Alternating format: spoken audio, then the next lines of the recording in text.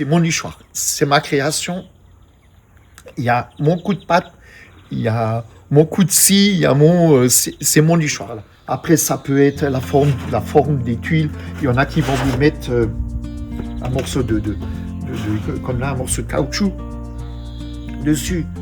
Moi, je vais le modifier, puis je vais faire comme là, je vais faire une imitation de tuile, ou comme celui-là qui est là en haut, juste avec un lattage dessus. Depuis 2020 et la période du Covid, Clément Sonic, désormais retraité, consacre une partie de son temps libre à une passion bien particulière, fabriquer ses propres nichoirs pour les oiseaux. Des premières esquisses sur le papier jusqu'aux derniers ajustements, chaque modèle est entièrement imaginé et réalisé par ses soins. Ça, c'est toujours ma base du nichoir. Il me faut toujours un plan.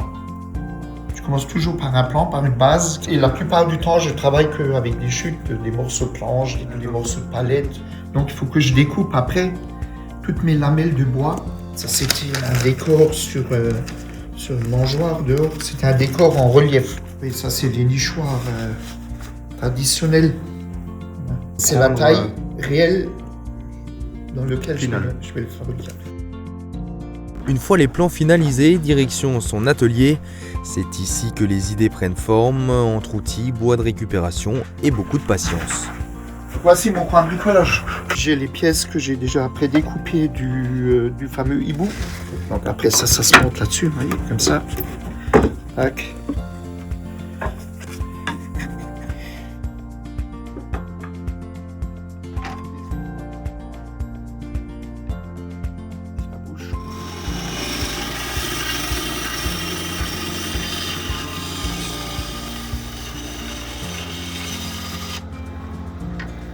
Ça, je fais au moment où je le reprends pour faire des finitions.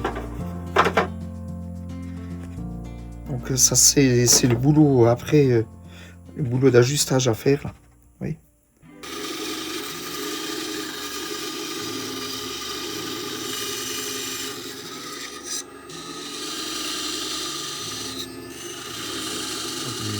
Voilà. Et puis le résultat final du dessin, passant par les différentes phases de découpage, ponçage, façonnage, là le résultat final. Après ça s'accroche, on peut les accrocher ou on peut les poser. Mais pour comprendre pleinement son travail, il faut sortir et observer le résultat final directement sur le terrain.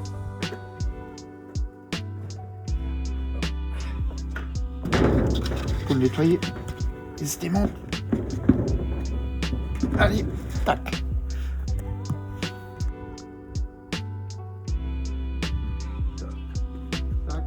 Chaque nichoir possède ses particularités, pensées en fonction des espèces et de leur habitude. Un travail précis où chaque détail compte. C'est découpé pareil, c'est découpé sur la scie à chantourner, vous voyez. Faut faire. Je crois que c'est celui-là où j'ai mis le plus longtemps, celui-là, les deux là. J'ai mis le plus longtemps. Je crois que celui-là, j'ai dû bosser une quinzaine de jours dessus. Sur le champignon. Ouais, la fontaine, c'est comme le banc. Le banc, c'est fait avec des allumettes.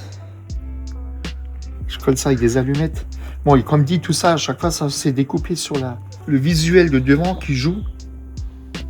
Après, il faut faire de façon à ce que, comme là, sur le côté, vous voyez, qu'il y ait quelque chose ou qu'il soit habillé, quoi. Mais derrière ces petites constructions se cache aussi un esprit de partage. Sur les réseaux sociaux, passionnés et amateurs échangent conseils et expériences pour mieux aider la biodiversité. Il y a beaucoup de partage. Il y a les Américains, ils ont un site qu'avec des nichoirs. Mais bon, c'est nouveau américain, il y a nous là des mesures. Donc ils font des nichoirs qui font 1 mètre sur 1 mètre de haut, des trucs. Il faut rester réaliste. Faut que ça tienne un peu la route. Quand on se partage les trucs, donc quand j'en ai fini un, je le partage sur les 2-3 sites où je suis abonné. Et puis à chaque fois, ah oui, tiens, c'est pas mauvais, l'idée n'est pas mauvaise, ou le beautiful, ou the nice, comme ils disent. Donc j'ai souvent de très bons commentaires, quoi. C'est le but, hein, de se partager les idées. Après, je ne reproduis pas à l'identique ce qui a été. Je reprends un peu la base, la forme, disons moi, d'un nichoir, et je le modifie comme celui-là. J'avais la base, et puis je l'ai modifié à ma sauce, quoi. Au fil du temps, fabriquer des nichoirs est devenu bien plus qu'un simple bricolage pour Clément, une manière de se rapprocher de la nature et de mieux observer ceux qui l'habitent. Il n'y a pas de plaque d'immatriculation dessus où on peut les repérer. On n'arrive pas à savoir si c'est le même couple qui revient ou pas, ou là, j'arrive pas à savoir. Ceux-là qui sont là en haut, je sais qu'ils ont été visités. J'ai observé le manège au mois de novembre. Je sais que là en haut, sur les 4, il y en a 3 qui vont être pris.